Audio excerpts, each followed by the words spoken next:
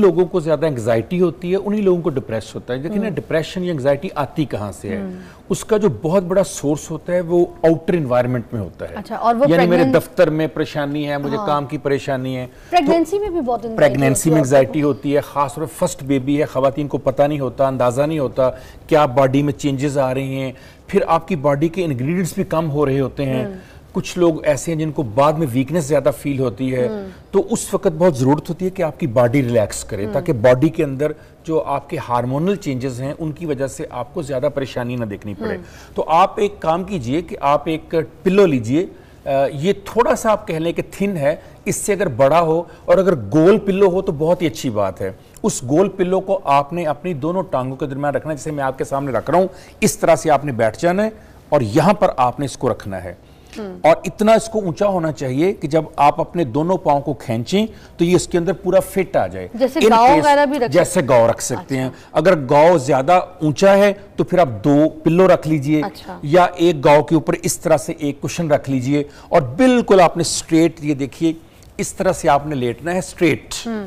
और आपका जो दायां हाथ है, ये मेरा राइट हैंड है, ये आपके इस तरह से खुल के हाथ आपके पेट के ऊपर होना चाहिए, ऐसे कि जब आप सांस लें तो इस हाथ की मूवमेंट पेट के साथ से ऊपर नीचे जानी चाहिए, यानी इतना का आपने दबाना है। जो आपका बायां हाथ है वो आपके चेस्ट के ऊपर होना चाहिए, और ये जो आपका हिस्सा है यानी अंगूठे से नीचे वाला जो हिस्सा है ये आपके हार्ट के ऊपर होना चाहिए।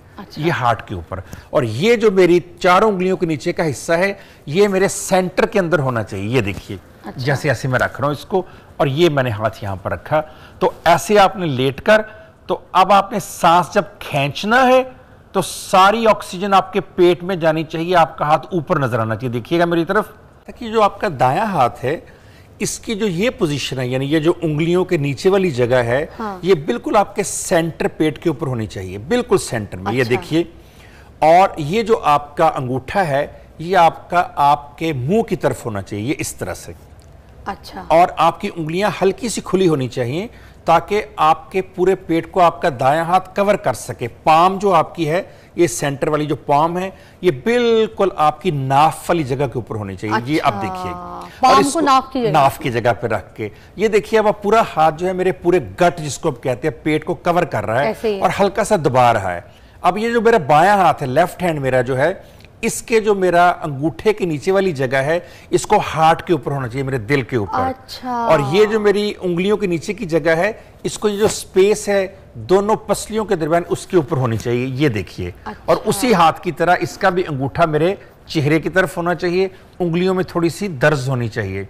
और ये मैंने इस तरह से हाथ रख लिया अपना, और ये ऊपर वाला हाथ रख लिया। इतना दबाना है कि जब आप मुझे आवाज ना सुने, मेरे हाथ की मूवमेंट से आपको पता चल रहा हो कि अब मैं सांस अंदर खींच रहा हूं, अब मैं सांस बाहर कर रहा हूं। जब मैं सांस अंदर खींचूंगा तो मेरा हाथ ऊपर हो जाएगा, क्योंकि मेरे पेट के अंदर ऑक्सीजन आ जाएगी। जब हाथ नीचे जाएगा इसका मतलब यह है कि मेरी ऑक्सीजन सारी एक्सेल कर रहा हूं मैं। ये डीप ब्रीदिंग का तरीका है। जब मैं साउंड ज्यादा लूंगा वो डायफ्रेगमेटिक होगी। अब देखिएगा किस तरह मैं सांस ले रहा हूं।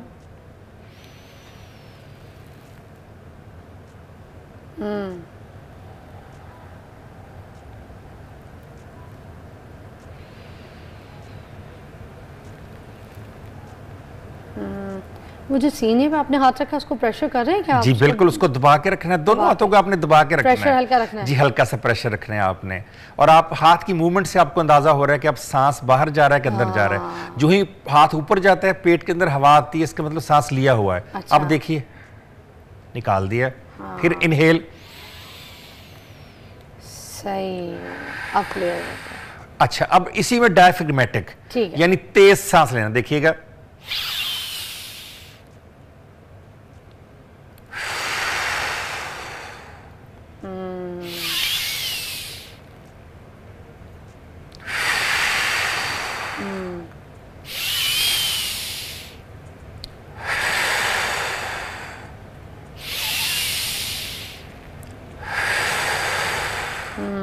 अच्छा, शुरू में आपको हल्का सा अपने कंधों में, हल्का सा अपने पेट में और इस जगह पे पेन सी महसूस होगी। क्यों?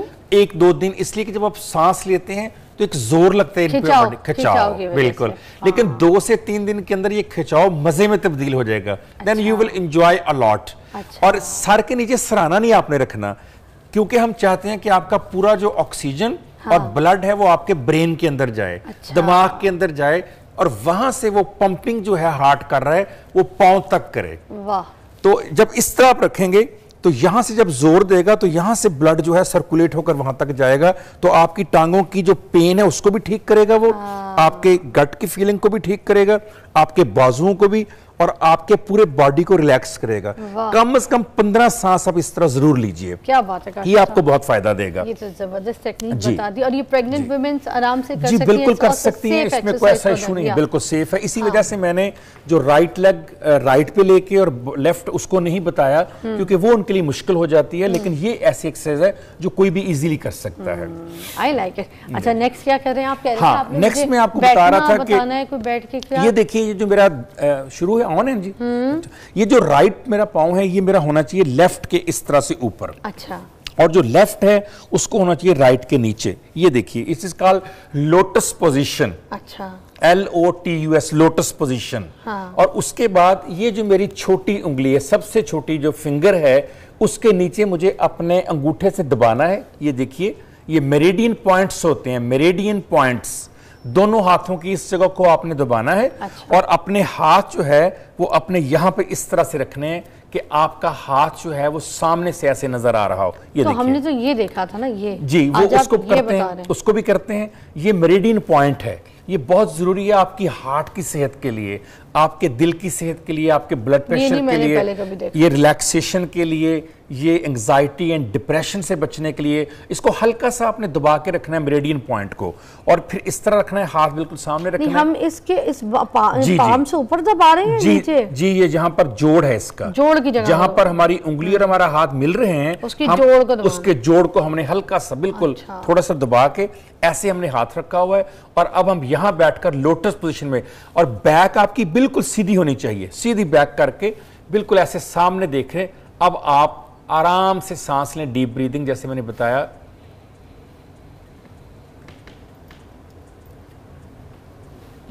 एक्सेल, आंखें बंद कर लें। Inhale, hold, exhale, inhale, exhale. अब दूसरी उंगली जो हमारी है उसके बिल्कुल साथ वाली, उसके नीचे से मेरिडियन पॉइंट को दबा के रखें और उससे फिर 3 सांस लें।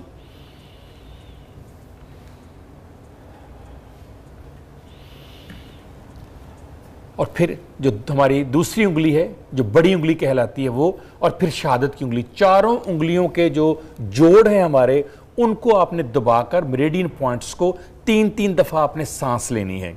और उसके बाद जैसे फिजा बता रही थी कि शहादत की उंगली को इस तरह से दबा के दोनों जगहों पर, अब आपने हाथ इस तरह नीचे रखना है। अब आपने हाथ सीधा नहीं रखना है, अब आपने हाथ यहां नीचे रखना है इस तरह से, और अब आपने सांस लेना है बिल्कुल स्ट्रेट होकर।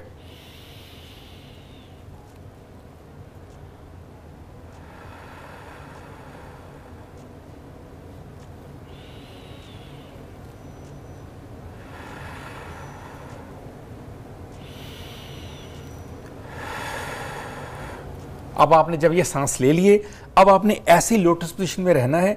और एक होता है, उसे हम कहते हैं काबा ब्रीदिंग और मदीना ब्रीदिंग। काबा ब्रीदिंग, मदीना ब्रीदिंग, ये खास तौर पर उन लोगों के लिए है जो मजहबी रुझान रखते हैं और चाहते हैं कि वो बैठे बैठे काबा और मदीना का मजा भी लें और वहां की ऑक्सीजन को अपने अंदर इनहेल करें। सर, ये ब्रेक के बाद बताएंगे। Let's take a break. अच्छा जी, आप काबा और मदीना ब्रीदिंग बता रहे थे। जी, मैं बता रहा था कि इसी तरह से आपने बैठ जाना जिस तरह बैठे हुए हैं, और आपने अपनी आंखें बंद करके ये तसव्वुर करना है कि बिल्कुल आपके सामने खाना काबा अपने तमाम तर खूबसूरत जलवों के साथ मुज़य्यन है और आप उसको देख रहे हैं। और उसी देखने के दौरान आपने ऑक्सीजन इनहेल करनी है।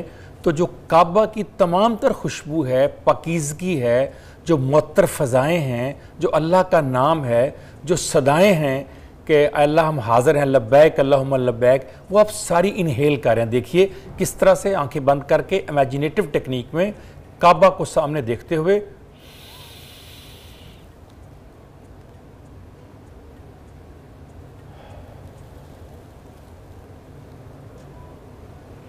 फिर काबा से तमाम चीज़ें इनहेल रोक लीजिए, अपने अंदर फील कीजिए कि खाना काबा की वो तमाम तर खूबसूरती, वो तमाम तर अल्लाह का नाम, वो अल्लाह के रसूल का नाम, वो फ़िज़ा, वो पाकीज़गी, वो मुक़द्दसपन वो आपके अंदर आ रहा है। और जब वो अंदर जा रहा है तो तमाम जरासीम को, तमाम परेशानियों को मार रहा है, ख़त्म कर रहा है। फिर देखिए